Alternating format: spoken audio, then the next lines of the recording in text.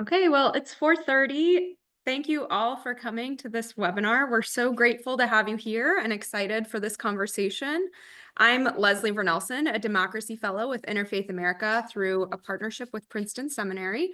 And today, as you know, we'll be considering how religious communities can participate in protecting and respecting democracy in this country, and hear from leaders in different faith communities who represent a range of not only religious, but also political and ideological diversity. At Interfaith America, we affirm the sacredness of participation within a healthy democracy and emphasize that pluralism is a key strength of the United States and a key way to unite people around shared values without minimizing differences.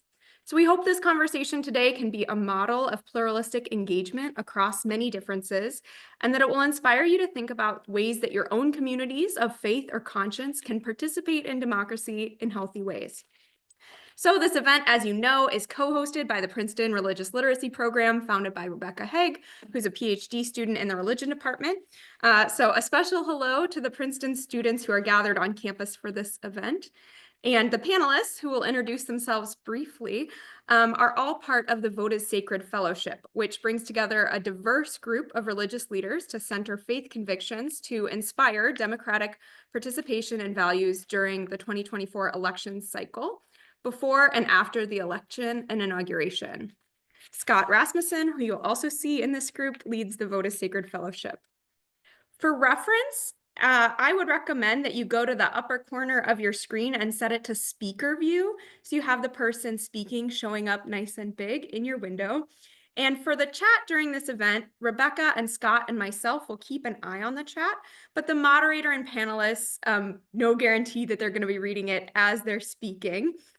So if, for instance, something is really unclear or if audio cuts out, you can put that in the chat to one of us or to everyone, and one of us will alert the panelists. But the public chat is mostly a place for you to interact with each other during the event, so please keep your contributions charitable, kind, and appropriate, but we encourage you to use it. And during the Q&A time, Zoom has some options for you to submit questions, and we'll queue you further around 5:30 when we transition to the Q&A. So last but not least, I would like to introduce and thank our moderator, Sadaf Jaffer, a scholar and policy expert with over 15 years of public engagement, higher education, and governmental expertise. She's an associate research scholar and lecturer at Princeton University, where she teaches courses on South Asian, Islamic, and Asian American studies.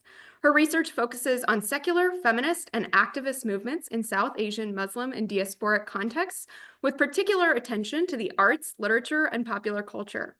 Her research is featured in a number of publications for public and scholarly audiences.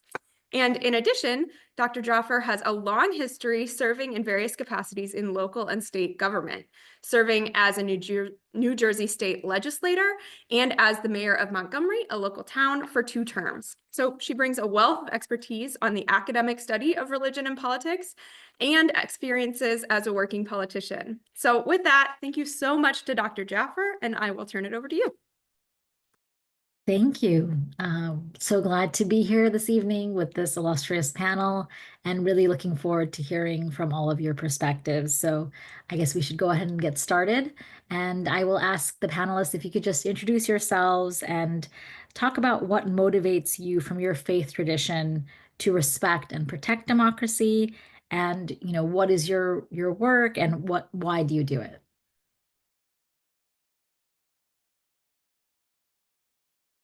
I'll start with Darcy. I knew it. Thank you so much. I just want to say it's a pleasure to be here, and I want to thank Interfaith America and the Princeton Religious Literacy Program for hosting this important event. My name is Darcy Hirsh, and I'm Director of Government Relations and Advocacy at the National Council of Jewish Women. We are the oldest Jewish feminist civil rights organization working for equity and justice for women, children, and families across the United States and in Israel. And through the efforts of our 225,000 grassroots advocates and 50 local sections around the country, we work to advance abortion justice, economic justice, and access to justice. We are guided by our Jewish values to create a world where all communities can not just survive, but thrive.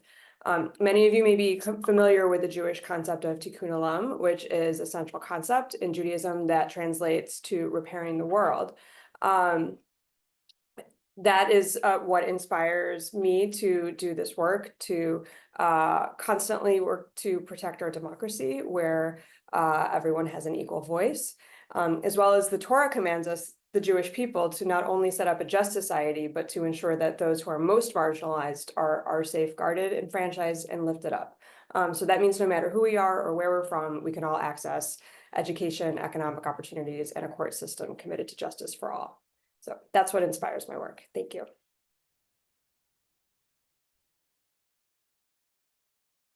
Great. Jacob, if you want to go next. Hello, thank you so much for this wonderful opportunity to be here today. I really appreciate it. My name is Jacob Dunlap. I'm the Director of Government and External Relations with the Council for Christian Colleges and Universities. We are a higher education association of roughly 185 institutions globally across 35 different denominations. Being US-based, I primarily work on behalf of our 140 US-based institutions. Really excited to be a part of this panel, and also I'm honored to be a fellow in Interfaith America's Vote is Sacred Fellowship. And just a couple remarks on why we believe that this is so important. I do want to be careful to note that all of my comments today will be speaking from my personal faith tradition, but I do think there's a large amount of overlap with other faith traditions, both those represented on this call and by other fellows of the Vote is Sacred Fellowship. We as Americans have been blessed with a unique civic responsibility to participate in our electoral process. We as Christians and as faith-based leaders also carry a much higher calling to bring our values into a political arena that is severely lacking in morality and truth, an environment that often feels totally detached from objective reality. Ultimately, we understand that political participation is important, but that the witness is more important than the win. It's the Republicans and the Democrats' jobs to care about their team winning and the other team losing, but that's not what we are called to prioritize. We are called to understand two very important things. One is that the way we engage is more important than if we win. And two, this is a concept I'm borrowing from Michael Weir in his new book, The Spirit of Our Politics. The kind of politics we have is a direct reflection of the kind of people that we are. I have more to say about that, but I think those are my two really animating, motivating factors for participating in this work. Thank you. Great. Harman? Yeah, it's a pleasure to be here. My name is Harman Singh. I'm the executive director of the Sikh Coalition.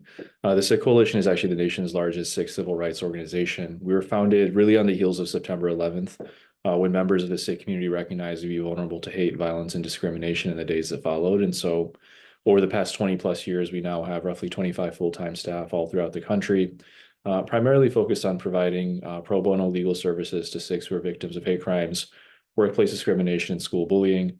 We have a federal and state policy portfolio roughly around those major three themes as well. We have an education team that works to ensure the inclusion of Sikhism in social studies standards and professional development training for educators. The reason we do that is ultimately we believe ignorance breeds animosity, and one of the best ways to reduce hate and violence in this country is through education as early as possible, and teaching about all of our faith traditions or non-faith traditions, so that students and communities have an understanding about who we all are.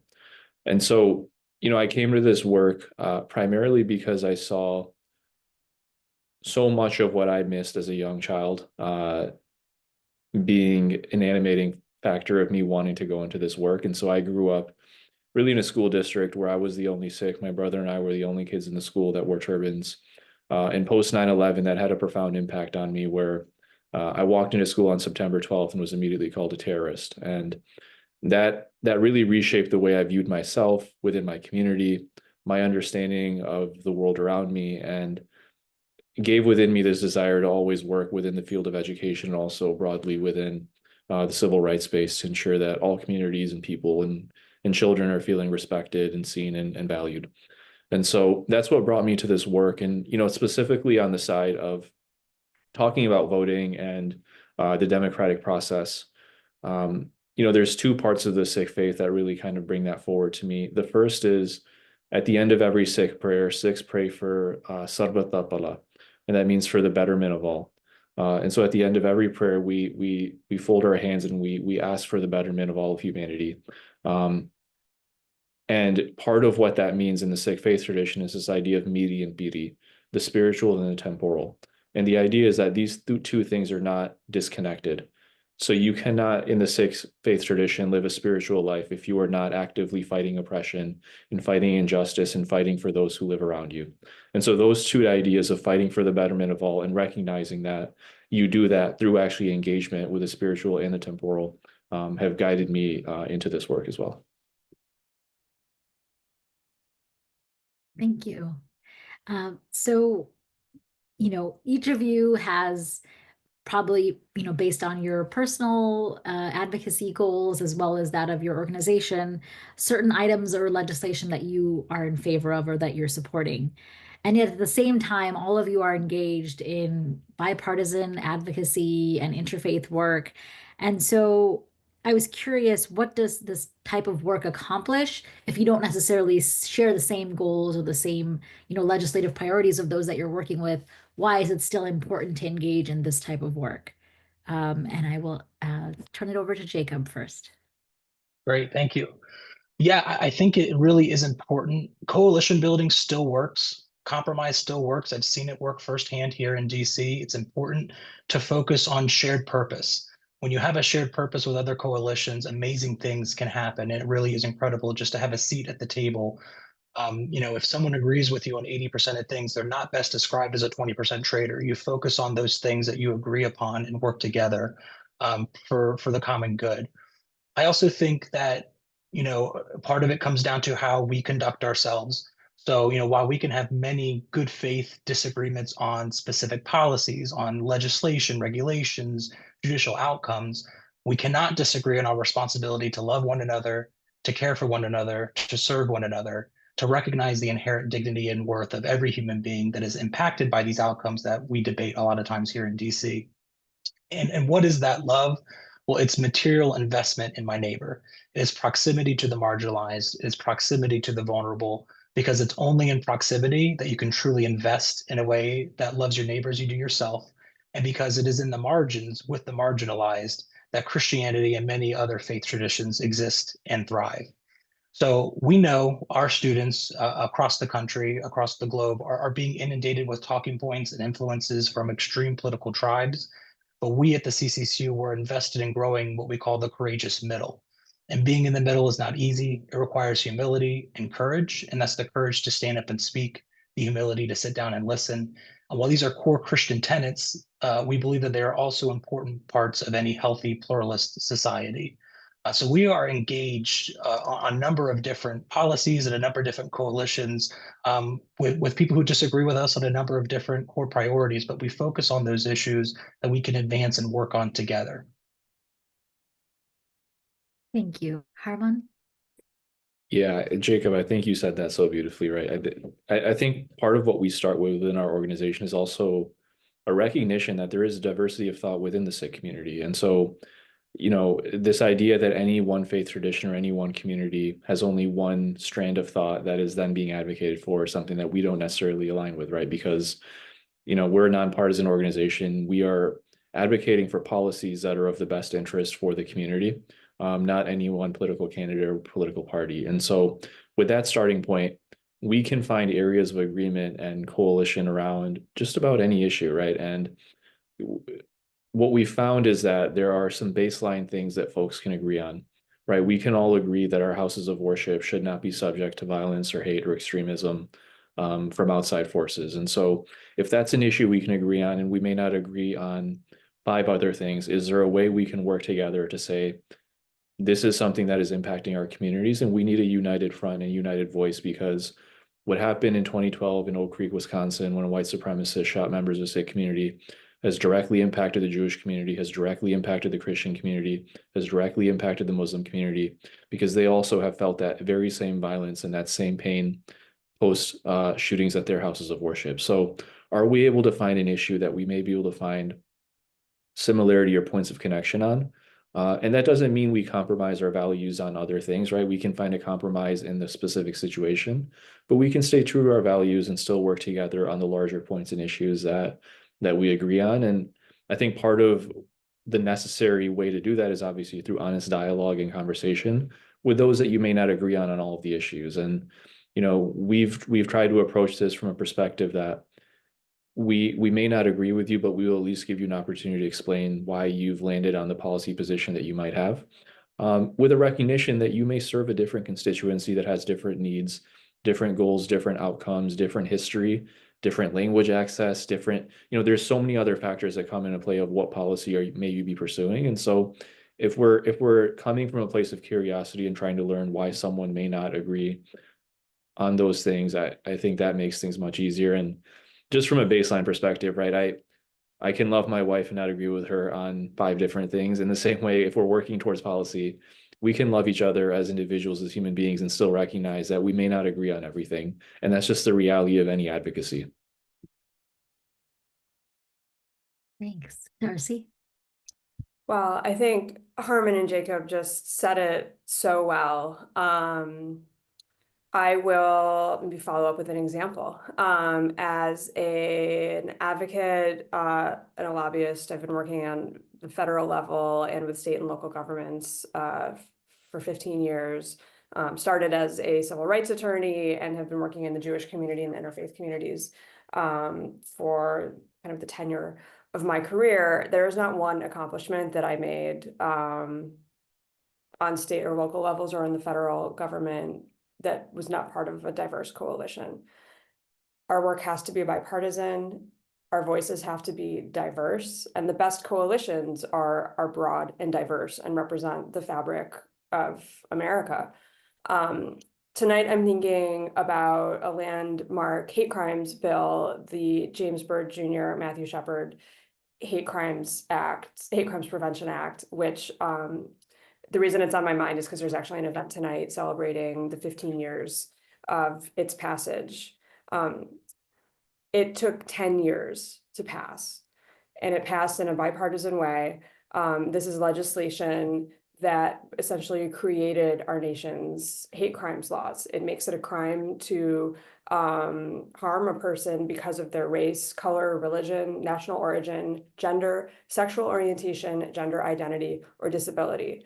And the reason that I listed out all of those protected classes is because that diverse coalition had representatives from every member of organizations representing those protected classes. And it took 10 years because there were efforts to compromise, to cut one group or cut another group. And that coalition was so strong that they said, we are not going to allow one group to be excluded from our shared vision of protecting our community. And it was worth it. And now 15 years later, we have landmark federal hate crimes legislation. At Harman, our organizations work together to urge funding for the Department of Justice to enforce this legislation. But it's a marathon. Working together in coalition, it's based on strong relationships and based on a shared vision. And we just need to remind ourselves that it is a marathon and not a sprint, and it's worth it when you reach your end goal.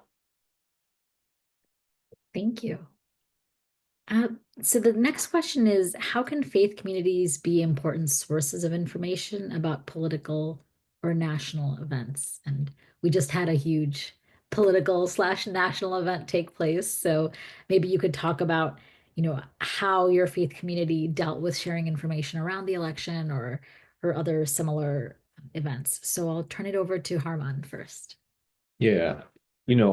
Within the Sikh community, obviously, and I think within most faith communities and most traditions, our gurdwaras are not just places people go to worship, they're places people go to build community, to seek information that they can trust, to find people that they can gather information from, especially when it comes to very complex, difficult, or highly divisive topics. And so the way in which our organization operates is we have a community development team, and they work directly with Sikh community members in gurdwaras, houses of worship throughout the country.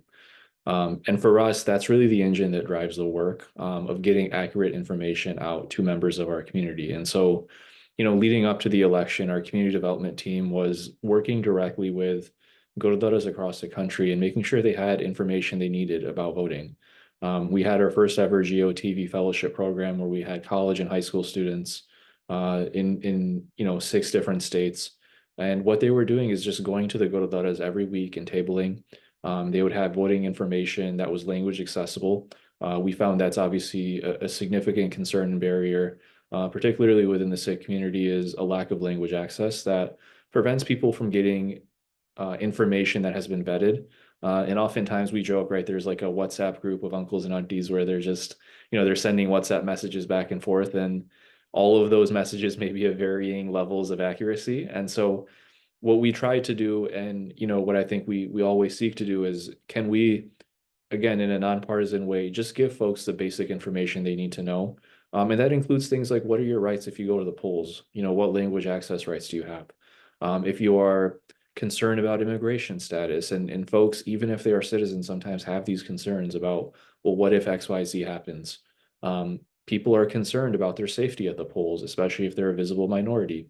And so what we try to do with our GOTV fellows, and what we've tried to do with direct engagement with the community, is make sure that they get the resources they need, know your rights resources, and that we actually open conversation and dialogue directly with people in a way that they can ask questions in a clear and thoughtful way. And this year we set up with AJC and API Vote the first Punjabi language voter hotline, where folks could call any questions they had about the voting process. They could get answers in Punjabi by leaving a voicemail. We texted voters across the country and started the message with the Sikh greeting of Sat Sri Akal, just to make sure that folks were getting sources of information that they could believe and trust. And then we also had like postcard campaigns in Punjabi. So there's a lot we did just to get directly to people. And I think post-election, a lot of what we are continuing to do, leading to January and beyond, is making sure that the channels and the channels by which we communicate with people are ones that they can easily access, and then that we're also providing the supports that they need in the moments that they need them. And at a time when community members, particularly in the Sikh community, usually leading up to an election and shortly thereafter, hate crimes increase against members of our community. And we know that, and it's an unfortunate reality that we deal with. And so what we often do is make sure we're sending out advisories and emails and messages, making sure people know how they can report things that are coming to them, concerns they have, and doing trainings with folks at the local level. Thanks. Darcy? Thank you. So as I mentioned, we have 50 sections all around the country. We have 225,000 advocates. We are a nonpartisan 501c3 tax-exempt organization, and so our work around voter mobilization is nonpartisan get out the vote activities and issue advocacy. And so we launched a national letter writing campaign to urge underrepresented communities to vote that generated tens of thousands of letters. And we also launched a campaign called Vote Your Values, Vote Your Jewish Values, that are also universalistic, that to focus on educating around the issues of priority to our community, including democracy, reproductive rights, health and justice, economic justice, and civil rights. And so, our role starting, last spring was really around education, supporting our communities that wanted to do candidates forums, et cetera, really educating the community on the issues that we want to see in our nation's future. As we got closer to the election, I would say starting around September, we started working on scenario planning, and communicating messaging around election integrity, because our advocates are local leaders. They're local faith leaders. We have clergy around the country that are engaged with us. And so we wanted to be very clear that regardless of who wins or loses the election, we want to vouch for the sanctity of our election, which is also such an incredible opportunity through the Vote is Sacred Fellowship with Interfaith America. But we want to be very clear about the steps that our democracy takes to be free and fair, and to ensure that every vote is counted, that every voter feels safe, and that every community's voice is heard, regardless of what side of the aisle those voices come from. And so that's a very critical role. And we've carried that throughout the last couple of weeks. Thanks. Jacob? The one resource that has been hugely helpful to us at the CCCU that we have sent out to our campuses throughout the year has been the Faith and Elections Playbook from Interfaith America. It is really a tremendous resource and continues to be so. Our work at the CCCU has really centered around the idea of we are engaged in a mission field, not a battlefield. That's where we feel we are called to serve. And we wanted to be able to teach our students and model to our students what healthy conflict looks like. We don't all want to be in agreement on every issue, but we want to make sure that they understand how to disagree civilly. And importantly, we also want to make sure that they have a way to think biblically about their cultural and their political identities. And that's something we've noticed in our campuses. There is a ton of funding, there are a ton of groups that have a lot of support, that are ready and willing to go onto campus and tell students who specifically they should support, which candidate, which party. But what we saw an absence of was a curriculum that could help students think biblically about how to engage in the political arena. And that was something that we offered to our campuses as a free voluntary resource, was the after party curriculum. And the after party curriculum really boils down to the fruit of the Spirit. The fruit of the Spirit are not just tactics that we deploy in a culture war in order to win points. They're the very markers of how we are to live our life. And that has really been kind of the centerpiece of the after party curriculum. We've had great feedback from our institutions, from people across the political spectrum on both sides, saying this made me think differently about how I should conduct myself and the responsibility that I have in the political arena. And that has been a tremendous success for us. Thank you all. So, this is timely. The issues of democracy and voting are certainly on everyone's mind, considering we just had a presidential election.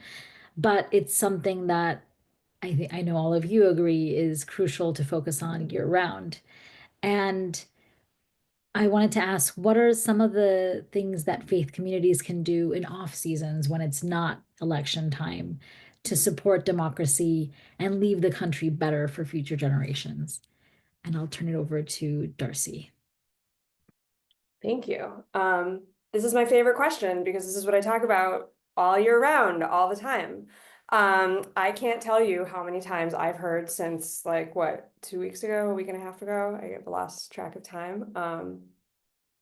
2 weeks. Well, I guess now we're gonna wait for the midterms in a nonpartisan way. We don't need to wait for the midterms. We don't need to wait for anything. You can start your advocacy today. There are opportunities for advocacy year round on the local, state, and federal levels.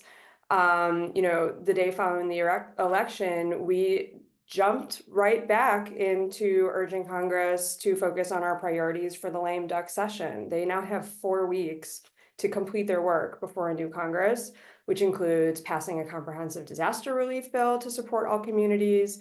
We're asking them to extend the Farm Bill. They have many, many judges in the pipeline. We're urging the Senate to confirm fair, independent, and fair-minded judges. And they also need to pass or provide a continuing resolution for government funding into the next year. There's a lot of work to do, and regardless of what side of the aisle you're on or what priorities you have, it is critical to lift your voice and reach out to your members of Congress or your local elected officials or your state elected officials to talk about what matters to you. The other thing that we're thinking a lot about is the next Congress and the next administration. We're starting to build relationships, do outreach, think about our priorities. Citizens have a lot more opportunities for engagement than just voting. Voting is critical, but as constituents, they then need to hold their members of Congress and other elected officials accountable for their vote. And they have that privilege to get to reach out to them and talk about what matters to them. And so I would urge anyone listening to think about how they can get engaged and reach out to their policymakers and share what's important to them. Jacob? Great, thank you. Yeah, I think that we need to keep in mind that while the political process is important and necessary, it's not the primary way that God is saving the world, and the fate of His kingdom does not depend on political contests. We understand that political parties are more interested in faith-based votes than they are in faith-based values, and we just need to keep first things first.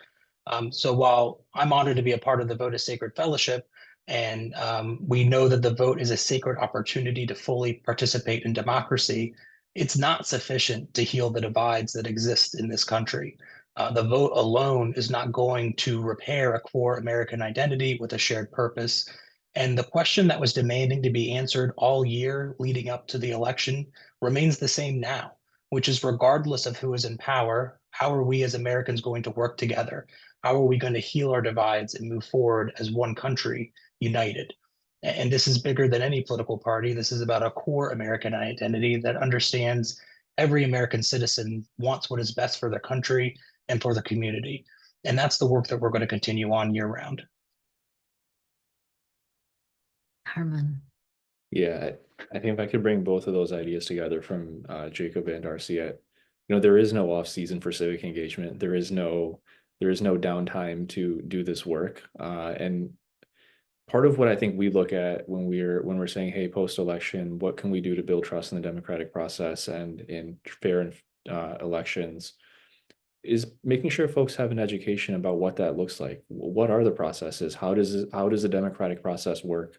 What are the checks and balances? Why should people have trust and faith in the elections? And I say this again from a perspective of a community oftentimes that are immigrants to this country, coming from places where maybe they don't have free and fair elections, or maybe they don't feel like they can place their trust in any government doing the right thing and following processes and procedures without corruption and influence. And so in that regard, we try to do civic engagement trainings with members of our community throughout the year, right? And those are students at the high school and college level, those are adults and seniors, but what sort of education can we provide where folks are able to then understand what are the actual levers of how this whole process works? Because again, some of us may have grown up here and have learned this in our K through 12 education, hopefully. Others may be newer to the country, or they maybe didn't have the same exposure to understanding what those processes are. And so I think a big part of it is just the ongoing education that's so critical for our democracy to function, because when folks are apathetic and they say, none of this matters, none of this will make a difference, we can't trust any institution or system or established norm anymore, then it becomes very hard to walk that back then. So, that's part of what we've tried to do, is just let's make sure people understand what it is that they should expect of their government and what it is they should expect of the democratic process. And then beyond that, I think a big part of building trust in the system is building trust in your community. So throughout the year, can we actually continue to build relationships with people, whether those are interfaith discussions, whether those are discussions and conversations and breaking bread with people from different gender identities and racial backgrounds. The minute we lose connection with one another, the easier it is to feel like none of this will work and that the entire system is just completely fallen apart. So, if we believe in one another and we know who our neighbors are and we understand what the process is and what democracy looks like, then I think it's much easier to understand that you have a role to play in this. Your voice does matter. And one of the most enjoyable things for me is watching students go before boards of education and talk about why they want to see Sikhism included in their classrooms. It's such a beautiful example of a young person using their voice before they're even able to vote and going and saying that they want to see themselves represented. Another great example we always see is we have lobby days, and we'll see members of the community who may be in their 70s and may not speak English fluently come to the lobby day and be a part of the conversation, even if it requires a translator, even if it requires them to write something in advance.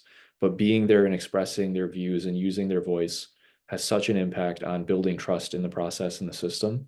And so the more we're able to engage people directly with local, state, civic processes, I think that will help in the big picture as well.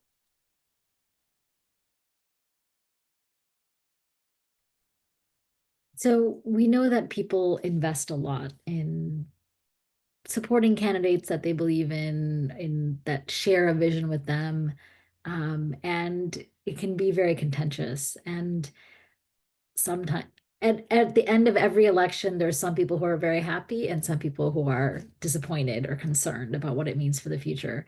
And so I was curious, how do you think that we can continue to find hope and inspiration to continue if we're disappointed in an election result, or keeping grace for those if we're really excited about the result for those others who might not be so pleased with the results of an election. So how do we maintain that? And if there's things from your faith tradition or things that have worked in your community to keep people engaged, even if maybe the election didn't go the way that they wanted.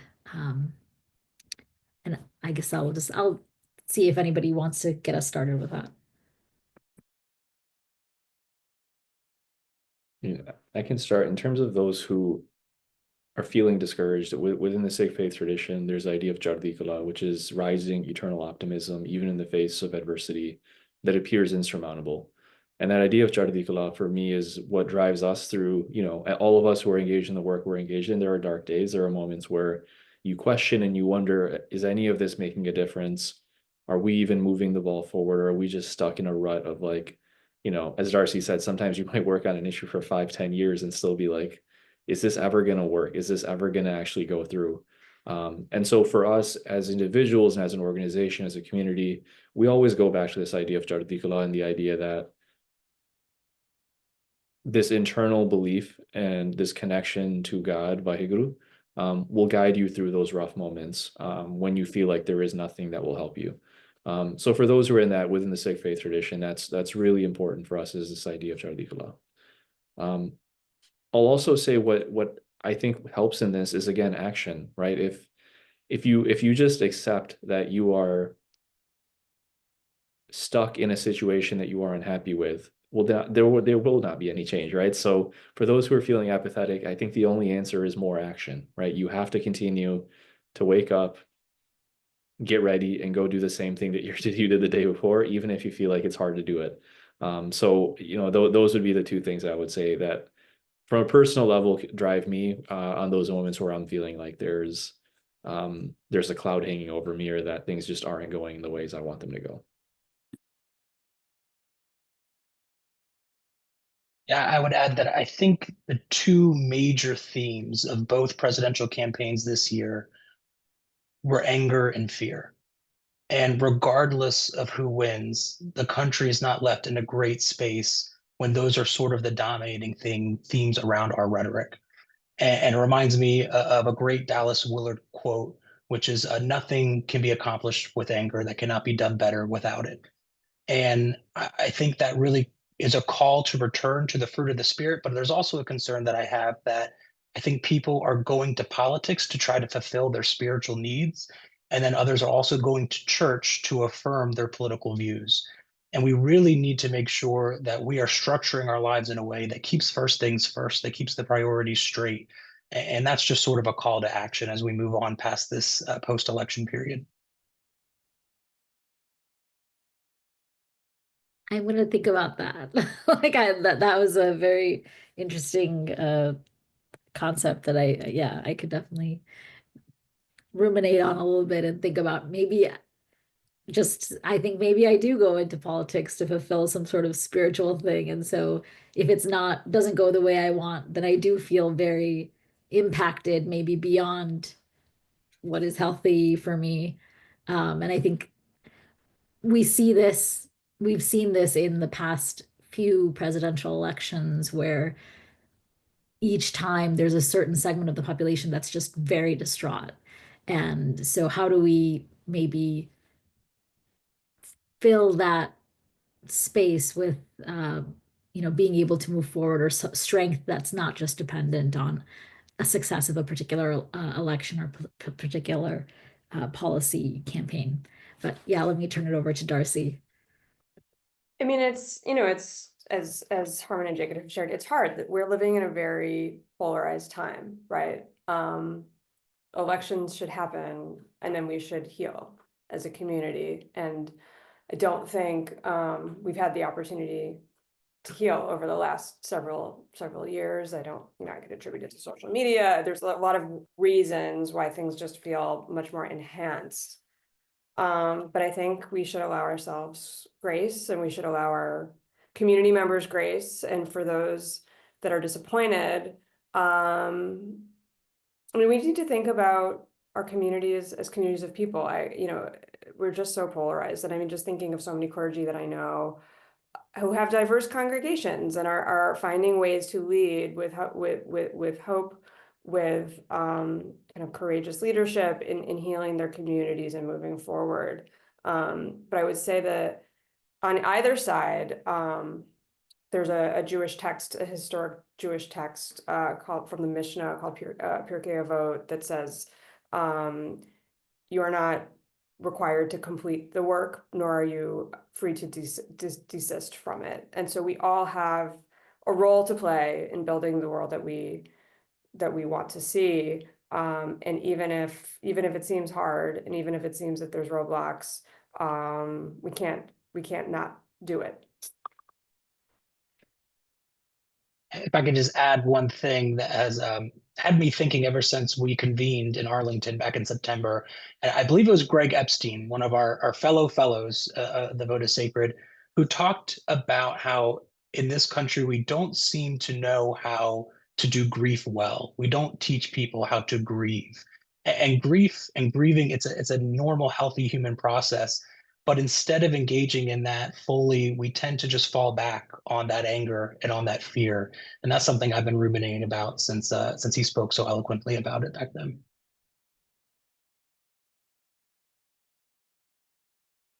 I think that's most of the, questions we had prepared. So maybe if we wanted to turn it over to Q&A from that, does that sound good, Leslie? Yeah, that sounds wonderful. Maybe for our attendees and our panelists, take a second, take a stretch, wake up. Feel free to use the Q&A in the Zoom. You can upvote each other's questions. And then Sadaf, if you see questions you want to lift up for folks, you can do that. Or also we can surface some as well from the group at PU who are also watching.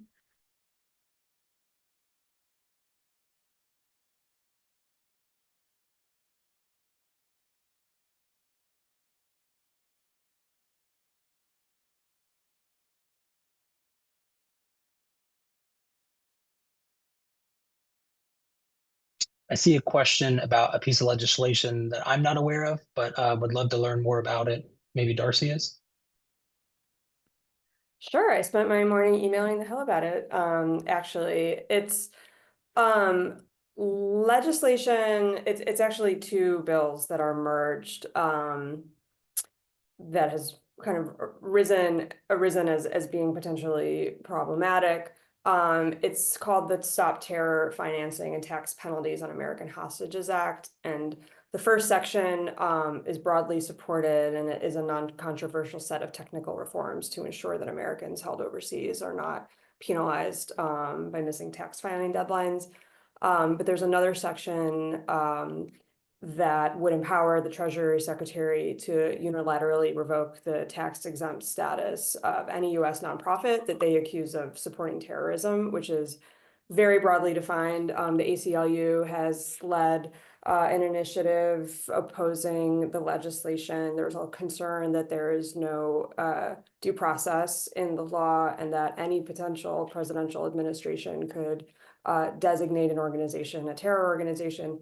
And it would potentially chill free speech and action on any issue. You could think of any dissenting, we're talking about the marketplace of ideas, it could be designated for any subject matter. And so a wide coalition is expressing a lot of concern on the legislation because it would give unfettered license without due process to the executive to make that designation to strip the tax exempt status from nonprofits. So happy to share more. It's a little bit outside the bounds of our discussion, but happy if anybody wants to follow up. Yeah, I got just one quick thing on that. I do think, Darcy, the point of, we're all talking about the need for conversation, the need for folks to kind of build on this idea of democracy. And we're also, as an organization, highly concerned about this because members of the Sikh community, Muslim community, other South Asian, brown communities, Black communities have been broadly labeled in these harmful ways in the past. And, the Muslim community in particular has been labeled very broadly, and Palestinian Americans have been labeled broadly as supporting terror or extremism. And so we are highly, highly concerned about this, right? The Sikh coalition itself has been called an organization that is militant or extremist simply because we dare to speak about India targeting Sikhs here on US soil. And so organizations that are doing the work of simply trying to protect their communities from hate, violence, and extremism are being targeted by this. And so I think it does actually kind of factor into this conversation of like, hey, do we believe in democracy? And if we do we believe that individuals and organizations have a right to express their viewpoints, even if you may disagree with them, without having their tax status revoked? So yeah, it is very difficult and very complicated, but yeah, it's the same as you, Darcy. I think our team was working on that this morning as well, because it is an important deadline coming up here. Yeah, I posted the ACLU's information in the chat, and I think it speaks to specifically the rights of minority religious communities, and to express perspectives that might differ from the current administration or the majority population potentially. There is a question. Someone asked, do you think that the American people can unite after this election? This person, and I think we've all seen and heard about friends and family cutting each other off in the aftermath. This election, but I think for the past couple of elections, we've seen this type of discourse of how can I talk to my family, or I don't feel comfortable talking to XYZ person anymore. There are people making plans to leave the country. And this questioner says it feels as though the nation is irrevocably broken. So I'm curious if any of the panelists have thoughts on this moment where elections are causing these serious fractures within our communities, even families.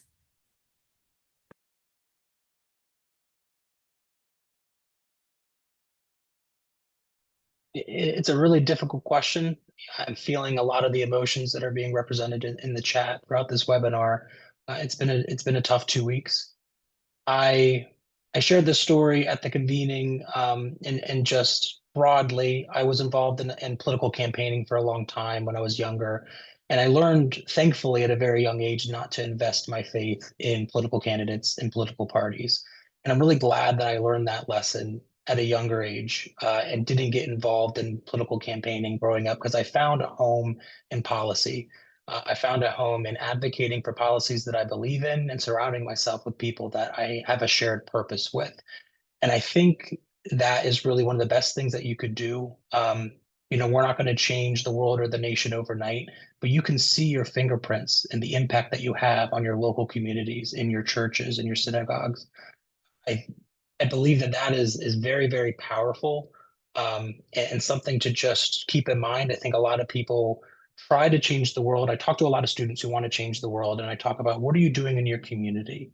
Because once we try to change something that's so outside of our agency, we can get very disillusioned. We can get very apathetic and discouraged.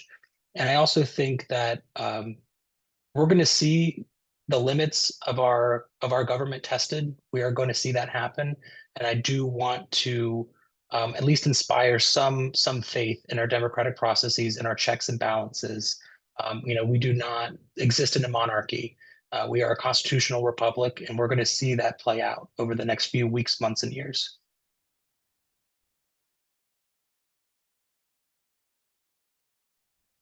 If I could share something, I think there has been a lot of research about how a social media environment emboldens people to behave in ways that they wouldn't in face-to-face interactions. And so I think sometimes people will see something that a contact or their family member posts on social media, and they're so horrified that they could hold that type of view or they could say something like that.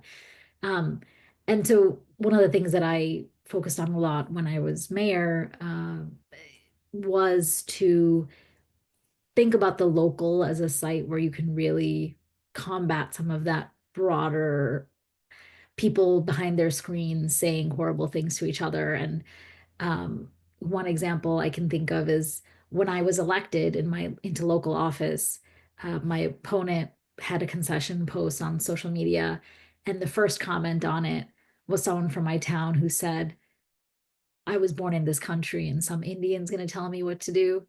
And so I was like, oh, welcome to elected office. But then I met that person at an event, and I shook their hand, and someone told me, oh, that was the person who said that about you.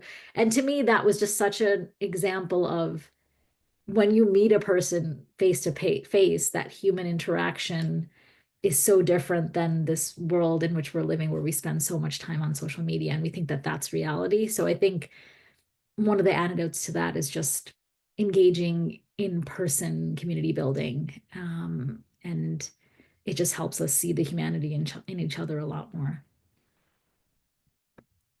But I also wanted to say, I also don't blame people if they do feel unsafe with a family member or someone that they were friends with before, because of things that they're saying, that they feel targeted by. Sometimes you need to go into that protective space to just at least heal, maybe temporarily. So I think it's just accepting that it is a difficult time, and I don't really blame anyone for whatever they're doing to maintain their safety and well-being. If I could jump in with one of our questions that was submitted, what is the role or importance of history for religious communities in protecting democracy?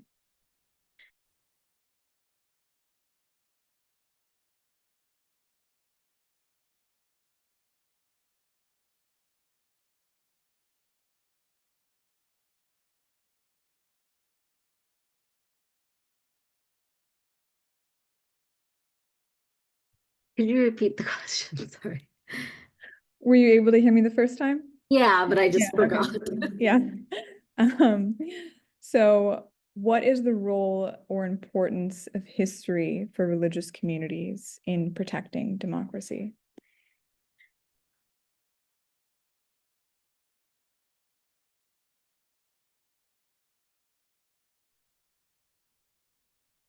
If I could, I think for the Muslim community, I think it's important to emphasize the long history of Muslim life in the United States, because I think there's a lot of messaging externally, and I think even maybe Muslims start accepting it, that, oh, we're outsiders, or we're not fully part of this, we're not going to be accepted. And so I think understanding the long history of diverse religious communities in the US kind of helps feel like a buy-in, that, oh, this is just as much, our country, and we have just as much of a right to participate as anyone else. So that's one thing that comes to mind in terms of the significance that history can play. Yeah, I mean, I would say something very similar for the Jewish community, thinking about the history of the Jewish community, persecution in Europe, immigration to the US, and kind of the trajectory of Jewish Americans over, depending on which wave of immigration, they came to the US in. And I think that has a lot to do with our civic engagement and kind of both the kind of gratitude we feel for our system, and also our obligation to work within it and to help protect it. But I'll also say, just as far as the arc of history, thinking about how policies kind of ebb and flow depending on which administration and who's leading Congress. You think about kind of the progress and rollbacks over the last 10 to 15 years, but then you look at like the last 150 years, we have our sesquicentennial coming up in a couple years. But I've been thinking a lot about kind of the civil rights movement. I've been thinking a lot about women's suffrage. It was only 100 years ago that women were given the right to vote. So thinking about the arc of history, I think, really informs our vision for how we engage in our democracy.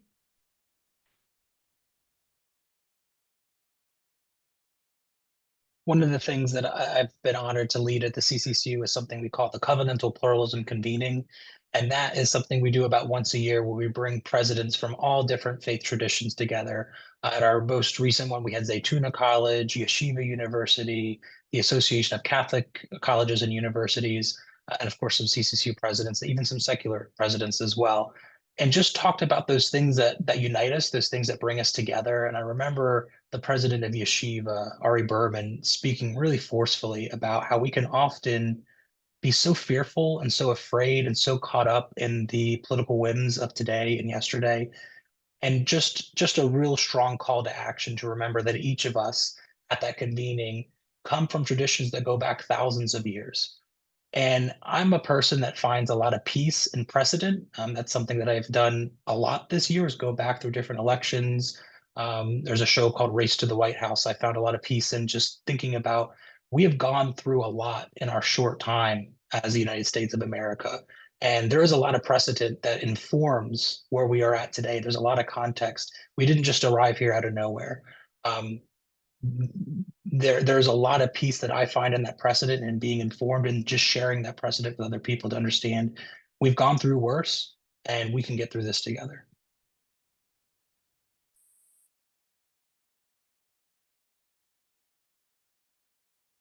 There's a question that Harman had talked about how sometimes people assume that everyone from a particular faith group will think or vote the same way. How do you lead or advocate from faith-based perspective, keeping that ideological or political diversity in mind? You know, that it's not true. All of our communities have diversity. So how do you lead keeping that in mind? Yeah, I'll start here. I mean, I think first what we recognize is that there are multiple identities within the Sikh community as well, right? So there are Sikhs of different racial and ethnic backgrounds, Sikhs of different gender identities, Sikhs of different sexual orientations. And again, if we're just painting with a broad brush and suggesting that every Sikh views the world through the same lens I do, then we are completely eliminating multiple perspectives that are critical to our faith tradition and actually to our community as well. And so I think starting with a baseline of understanding there are actually multiple identities and perspectives within the community. And then from there, how do we use those multiple perspectives and identities to actually guide the work that we do, as opposed to us dictating to the community what we think they should do? And so again, the way we kind of view our role in the community is that we don't go to a Gurdwara and say, here's what you should be doing. We go to a Gurdwara and say, what are the problems and challenges that you are experiencing? And we go to those who maybe aren't going to a Gurdwara, right? Because there's folks in our community who may not feel safe there or may not feel like they belong at a Gurdwara for a variety of reasons. And so we ask them as well, what are the things that you need from an organization like ours that's dedicated to protecting the civil rights of all Sikh Americans, right? And we don't put a limitation on that and say, Sikh Americans who vote XYZ way. We're protecting the civil rights and liberties of all Sikhs in this country who are facing persecution, harassment, intimidation, etc. And so if we kind of flip the model and say, we're going to go to the people and ask them what they need, and then we will do what we can within our framework and our priorities and our goals to help them get there, it actually leads to a more robust, honest understanding of the community, where you're not excluding people then based off of what their views are, but you're actually including all of them. And that is messy and it's hard to do when we deal with it every day. Where, we have people from all sides of the aisle that support the work that we do financially, emotionally, with their volunteer hours. They may differ on a whole bunch of things, but they can at least respect that we're not making the determination of whether they are Sikh or not based on who they vote for. That's not for me to do, and that's not for our organization to do. We're there to support them and the community at large through the challenges we are facing together.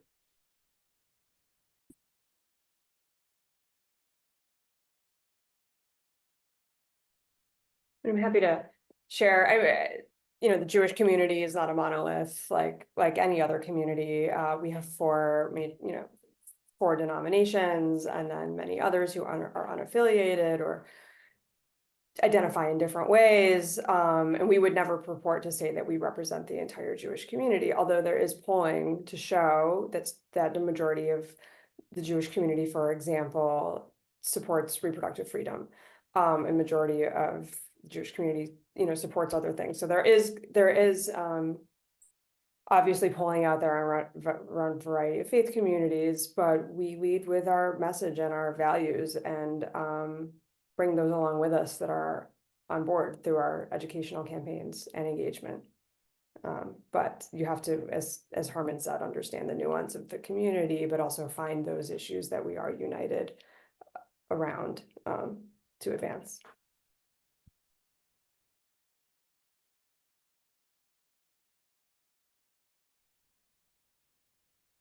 Right. I think this is the last question that I see right now.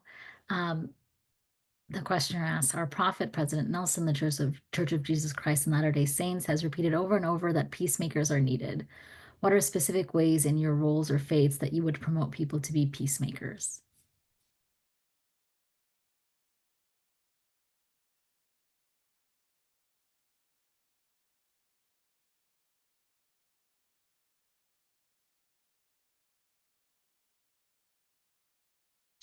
For the Christian tradition, that's something that goes directly back to the Sermon on the Mount. Blessed are the peacemakers. And I think culturally, especially when it comes to politics, we've kind of digested this idea that kindness or peacekeeping is a sign of weakness, and it's only a time for strength. The stakes are too high. It's too much of an existential crisis. And because of that, we have to sacrifice all of these other things in order to compete and stay competitive. And I think just returning to those roots, returning to the Sermon on the Mount, and recognizing that being a peacekeeper is a sign of strength. Having courage, having humility, those are signs of strength, not of weakness. And that's something that we continue to talk about in our faith tradition.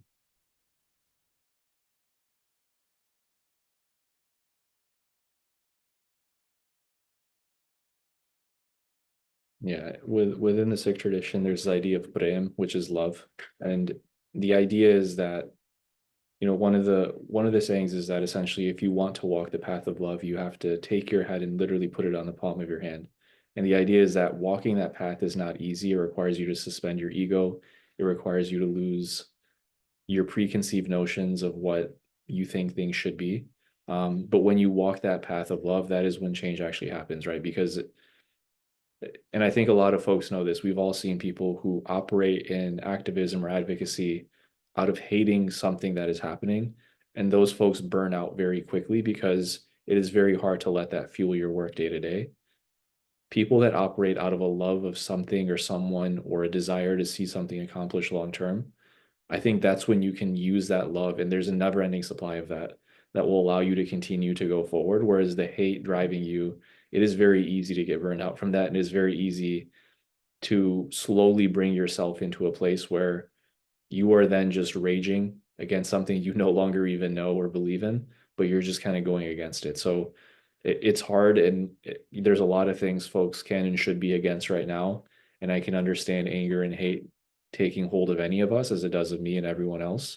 But I think recognizing that hate cannot be that motivating factor can build the peace that we want to see. I have another question that was submitted. Core textual literacy is a growing trend for young people of faith. How does this impact their engagement with politics, and how does it impact your work?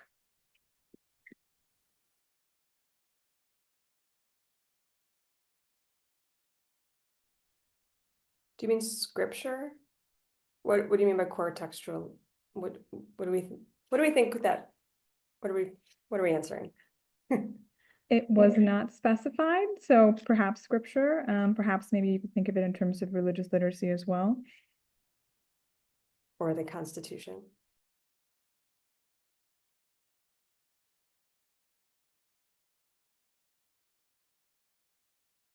I think, Darcy, you had something you were about to say for the last question. Did you, or did you not?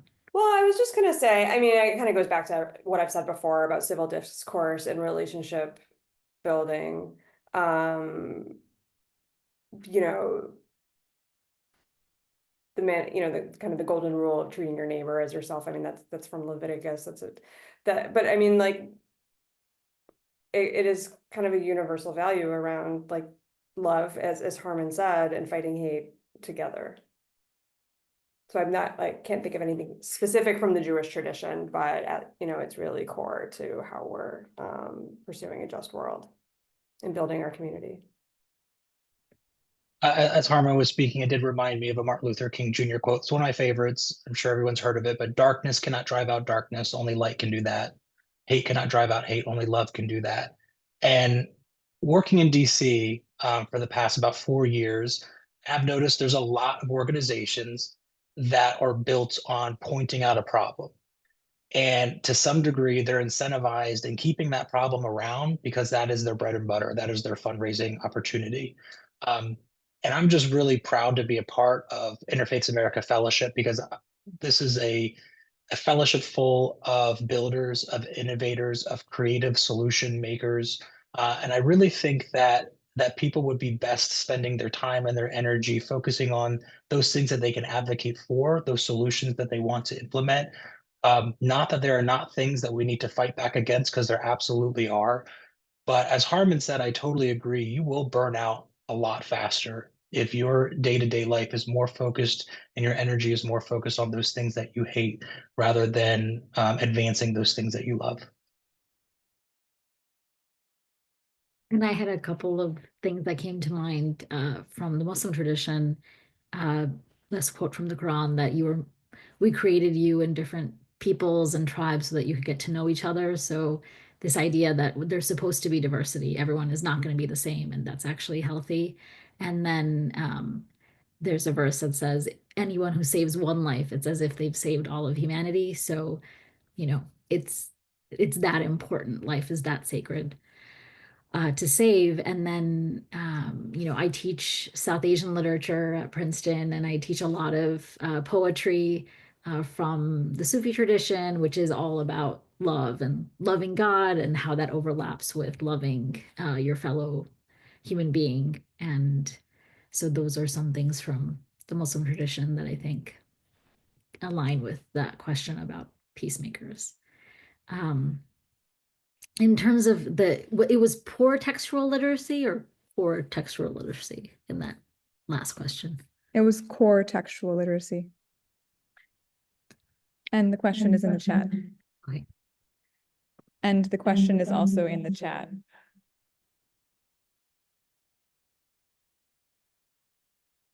I don't know if I'm directly answering this, but I'll just quickly give my thought on it. Again, the education work that we do, a lot of it is this idea that it is critical for students to learn about all faith traditions in their K through 12 schools. And this is a topic that comes up quite a bit and faces a lot of backlash in today's world. There are folks that, and well-meaning teachers that may think it's constitutionally inappropriate for them to teach about religion. We always talk about, look, you're not indoctrinating, you're not imposing, you're simply teaching students for awareness. And, we can point to the National Council for Social Studies and a host of other professionals that talk about why teaching about religion is not only appropriate, but it's also necessary for students to understand the world around them and to understand democracy and the world that they live in. So we talk a lot about why that sort of education is important. And the unfortunate reality is that is under attack right now in major ways under this, the guise of anti-CRT and anti-DEI. And we see the backlash that we get, right? I was just meeting with a group of teachers yesterday in person. They have a DEI coordinator, and I was doing a presentation for a bunch of their teachers. And, they were telling me they were afraid. They were afraid about their jobs. They're afraid about backlash they might get. They're afraid that if they are out in public, someone from their student's classroom a parent could come to them and say, why are you indoctrinating my student into XYZ? If they simply make mention of the Sikh community in any of their textbooks, even though this community in particular has a very large Sikh student population. And so there is a fear that is out there that is driving people away from even talking about or learning about faith traditions and communities in a really negative and disastrous way. And I know Darcy, the organization, has done a ton of work around book ban legislation and other things that I think are very connected to this problem of trying to limit the information students receive. And trying to push them in a direction where they are not getting access to learning about different cultures, communities, faith traditions that may be outside of their own. And so again, I apologize if I'm not answering that directly, but that was kind of one of the things that came to my mind, at least.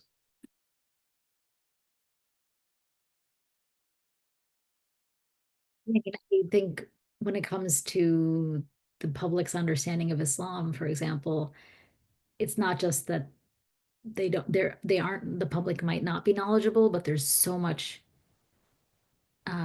like anti-Muslim messaging, and just it's like there's a glut in the public arena of information, but it's very misleading. And so I think that that can be really challenging.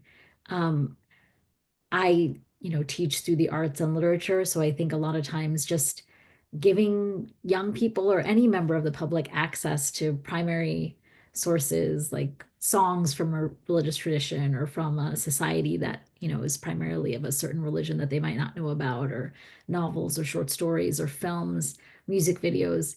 I think the arts are just a great way for people to connect with the humanity of people from different backgrounds, whether it's their ethnic background or their religious background.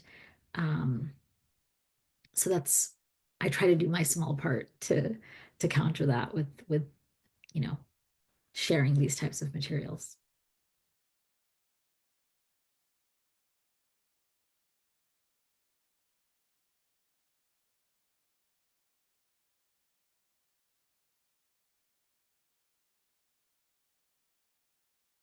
So that's all the questions I'm seeing. I don't know if there's any final questions that you wanted to ask. I think it seems like this might be a wonderful place to wrap up. Thank you again, Dr. Jaffer, for moderating. Thank you to all of our panelists, and also a warm thank you to all of our attendees. We're so grateful to have you here, and to the Princeton Religious Literacy Program for helping to host this event. I'm going to drop a link to the post-event survey, which will help us, if you're willing to take it, think about our future programming and think about what events like this can look like. And speaking of future events, we have with Interfaith America a webinar in December on how religion might respond to a changing technological landscape. And then in early February, we'll be co-hosting another event with Princeton University. Date to be determined, but it will be on the topics of truth, religion, and democracy. So 3 small topics just to cover in an hour and a half. So we hope to see you at those, and I'll put those links in the chat. Thank you so much to everyone for coming.